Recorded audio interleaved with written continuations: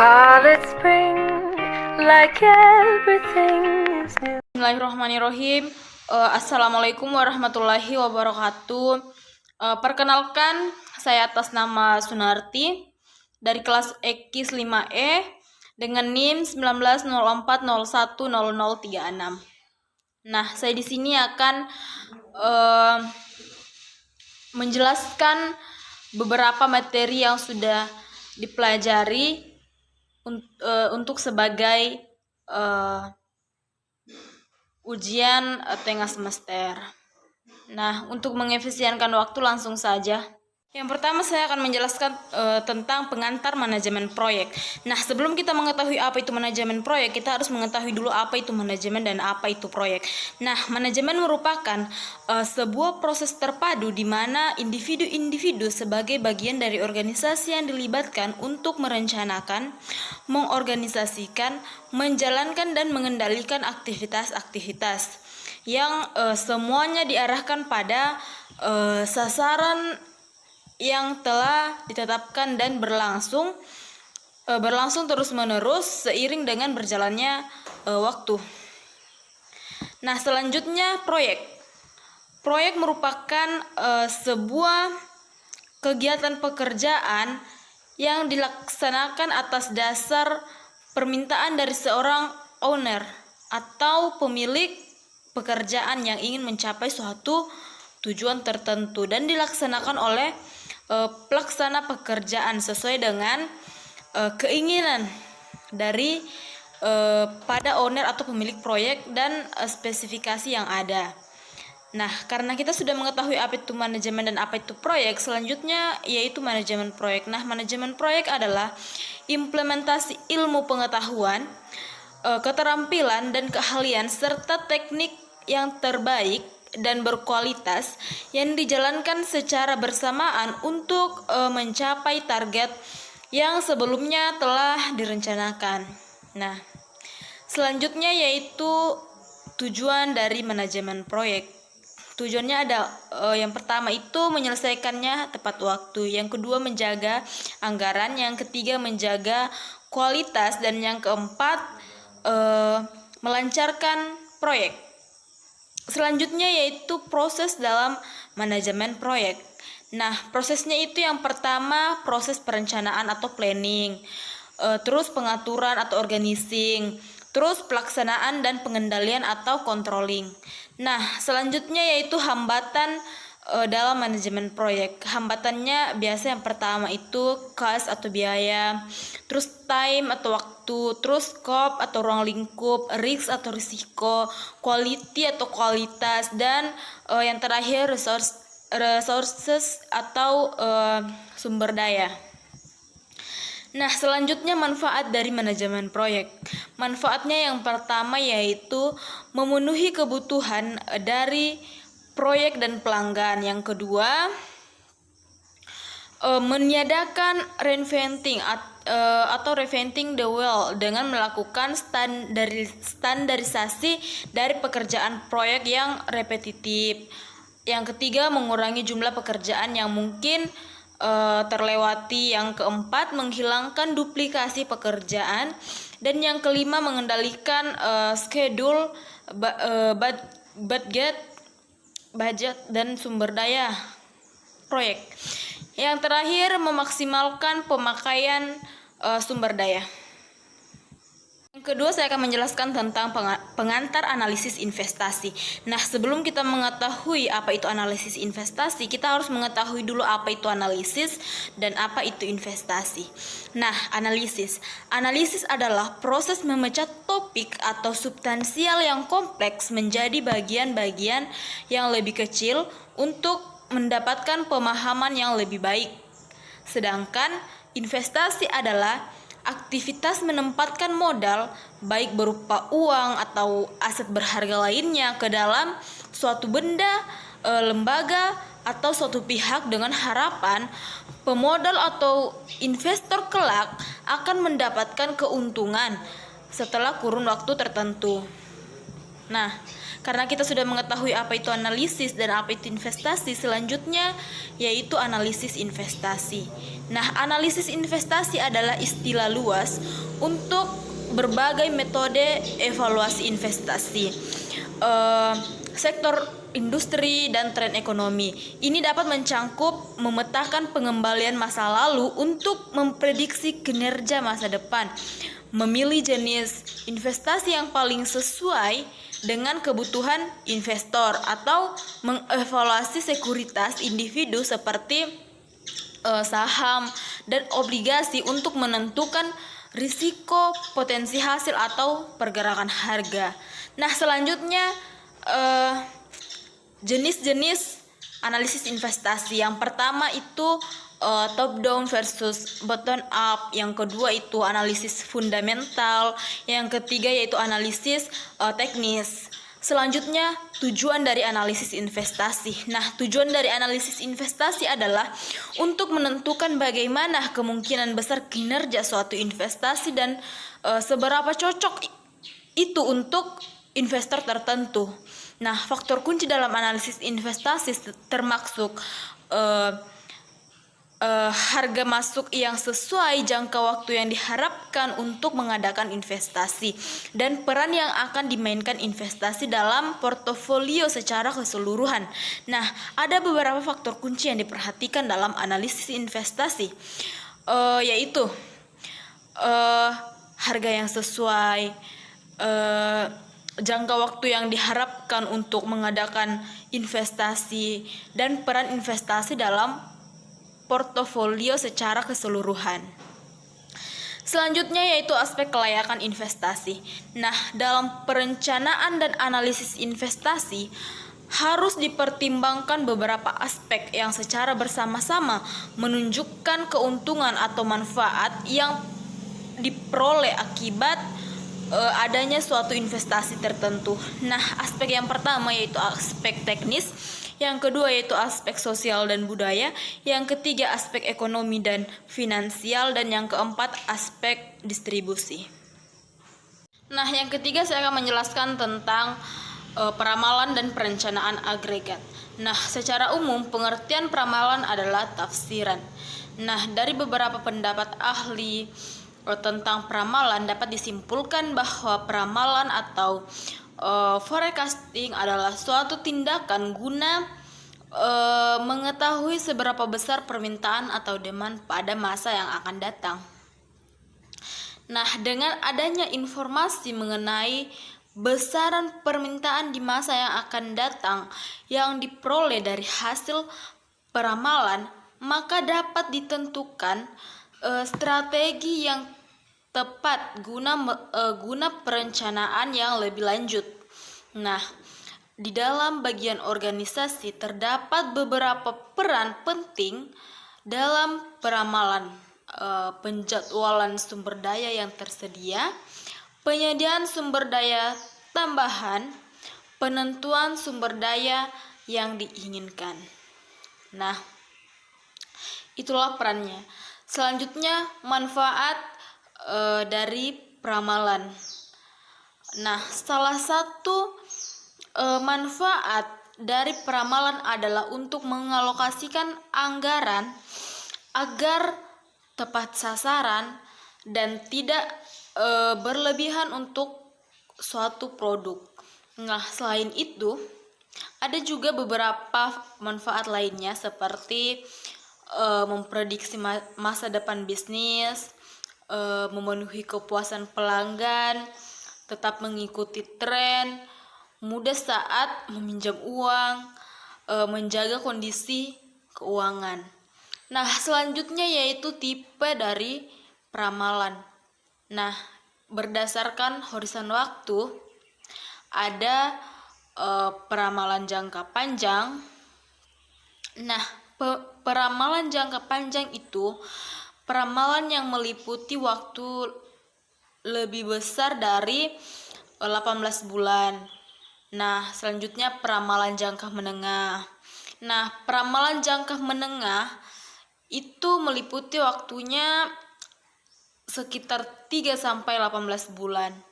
Nah, selanjutnya yaitu peramalan jangka pendek. Nah, peramalan jangka pendek ini waktunya itu kurang dari 3 bulan. Nah, selanjutnya peramalan berdasarkan fungsi dan penjadwalan operasi di masa depan. Yang pertama itu peramalan ekonomi, di mana peramalan ekonomi ialah peramalan yang menguraikan aliran bisnis dengan memperhitungkan fase inflasi, kesiapan uang, dana yang diperlukan untuk membangun perumahan dan parameter penjadwalan lainnya. Yang kedua yaitu peramalan teknologi, di mana peramalan teknologi ialah peramalan yang mencermati fase peningkatan teknologi yang bisa merilis produk baru yang memikat, yang memerlukan pabrik dan peralatan yang baru. Nah, selanjutnya yaitu berdasarkan jenis data ramalan yang dirangkai. Yang pertama itu ini berdasarkan jenis data ramalan yang dirangkai. Yang pertama ada peramalan kualitatif, di mana peramalan kualitatif itu diaturkan pada data kualitatif pada masa lampau. Dan yang kedua yaitu peramalan kuantitatif, di mana peramalannya itu diaturkan atas pemasaran pada masa lampau. Nah, selanjutnya yaitu berdasarkan sifat penyusunannya. Itu terdapat yang pertama itu peramalan subjektif. Nah, kalau peramalan subjektif ini diaturkan atas anggapan atau opini dari orang yang menyusunnya. Selanjutnya yaitu peramalan objektif. Nah, peramalan objektif ini diaturkan atas data yang signifikan pada masa lampau dengan memakai langkah-langkah dalam penganalisaan data tersebut. Nah, selanjutnya yaitu saya akan menjelaskan tentang metode dalam peramalan. Ada dua. Yang pertama itu dia menggunakan metode kualitatif dan dia menggunakan metode kuantitatif. Selanjutnya yang keempat saya akan menjelaskan tentang pemilihan lokasi. Nah, yang pertama strategi lokasi dan pengertian lokasi bisnis. Nah, masalah lokasi sangat mempengaruhi risiko dan keuntungan perusahaan secara keseluruhan. Misalnya, biaya pengangkutan bahan mentah yang masuk atau produk dari yang luar dari perusahaan dapat mencapai 1/4 dari harga jual produk. Nah, selain itu, lokasi juga dapat mempengaruhi biaya pajak, upah, biaya bahan baku, dan sewa. Nah, keputusan mengenai lokasi harus diambil perusahaan sesekali saja karena biasanya karena permintaan yang telah melebihi kapasitas pabrik yang ada atau karena perubahan produktivitas tenaga kerja, perubahan nilai tukar, biaya-biaya, dan sikap masyarakat setempat. Nah, pilihan-pilihan dalam lokasi itu meliputi yang pertama tidak pindah tetapi memperluas fasilitas yang ada. Yang kedua, mempertahankan lokasi sekarang dan menambah fasilitas lain di tempat lain. Atau yang ketiga, menutup fasilitas yang ada atau pindah ke lokasi lain. Nah, keputusan lokasi bergantung pada jenis bisnis.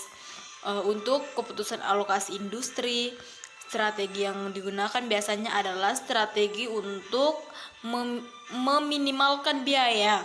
Meskipun inovasi dan kreativitas juga penting. Untuk bisnis eceran dan jasa profesi, strategi yang digunakan difokuskan pada memaksimalkan pendapatan. Walaupun demikian, strategi lokasi pemilihan gudang bisa ditentukan oleh biaya serta kecepatan pengiriman. Nah, selanjutnya tujuan strategi alokasi adalah memaksimalkan manfaat lokasi bagi perusahaan. Nah, selanjutnya saya akan menjelaskan terkait dengan jenis-jenis lokasi bisnis. Yang pertama, lokasi bisnis yang ditetapkan pemerintah. Yang kedua, lokasi bisnis yang mengikuti sejarah. Yang ketiga, lokasi bisnis yang mengikuti kondisi alam. Dan yang keempat, lokasi bisnis yang mengikuti faktor-faktor ekonomi. Nah, selanjutnya yaitu metode-metode penentuan lokasi. Terdapat 4 metode yang digunakan, yaitu yang pertama, metode pemeriksaan faktor. Yang kedua, analisis titik impas lokasi. Yang ketiga, metode pusat gravitasi. Dan yang keempat, metode transportasi. Nah, selanjutnya yang kelima, saya akan menjelaskan tentang desain produk dan jasa. Nah, yang pertama itu desain produk berupa barang. Nah, produk yang berupa barang adalah sesuatu yang berbentuk sehingga dapat disimpan dan dapat diperjualbelikan. Nah, produk yang berupa barang dapat dipindah-pindahkan letak fasilitasnya, dapat ditentukan besaran biayanya, dan aktivitas penjualannya berbeda dengan produksi, di mana aktivitas produksinya mudah otomatisasi. Selanjutnya yang kedua, desain produk berupa jasa. Nah, yang termasuk dalam industri jasa adalah perbankan, keuangan, asuransi, transportasi, dan komunikasi. Produk yang ditawarkan oleh perusahaan jasa mulai dari prosedur kesehatan yang meninggalkan luka kecil setelah operasi usus buntu, pencucian dan pemotongan rambut di salon, hingga film yang bagus. Nah, kunci dari desain produk adalah mendefinisikan secara tepat barang-barang yang terikat dalam jasa. Nah, dalam merancang jasa, manajemen harus secara seksama membaca harapan-harapan dari pelanggan. Nah, selanjutnya siklus hidup produk. Produk dilahirkan, mereka hidup kemudian mati. Kehidupan produk terbagi atas 4 fase, yaitu fase pengenalan, fase pertumbuhan, fase kematangan, dan fase penurunan. Selanjutnya yaitu pengembangan produk. Nah, ada 8 tahap dalam pengembangan produk. Yang pertama itu ide, di mana bersumber dari perubahan lingkungan, teknologi, demografi, ekonomi, politik, dan sebagainya. Nah, yang kedua, persyaratan yang harus dipenuhi di pasar. Nah, pendekatan yang diperlukan untuk memuaskan konsumen. Dan yang ketiga, spesifikasi fungsional. Nah, bagaimana cara kerja produk tersebut. Dan yang keempat, spesifikasi produk, bagaimana produk akan dibuat. Dan yang kelima, ulasan desain. Nah, bagaimana produk akan dibuat secara ekonomis dan kualitas. Yang keenam, pengujian pasar. Apakah produk memenuhi keinginan pasar. Dan yang ketujuh, pengenalan produk, di mana produk diantar ke konsumen. Dan yang terakhir, yang kedelapan, evaluasi, berhasil atau tidak. Selanjutnya yaitu faktor yang perlu diperhatikan dalam desain produk. Yang pertama itu kebutuhan konsumen, yang kedua itu segmentasi pasar, yang ketiga teknologi, dan yang keempat itu kondisi lokal. Nah, yang terakhir saya akan menjelaskan tentang kapasitas produksi. Nah, yang pertama pengertian perencanaan kapasitas. Perencanaan kapasitas adalah keputusan strategi jangka panjang untuk membangun sumber daya perusahaan secara keseluruhan. Nah, ada dua pandangan dalam memaknai kapasitas.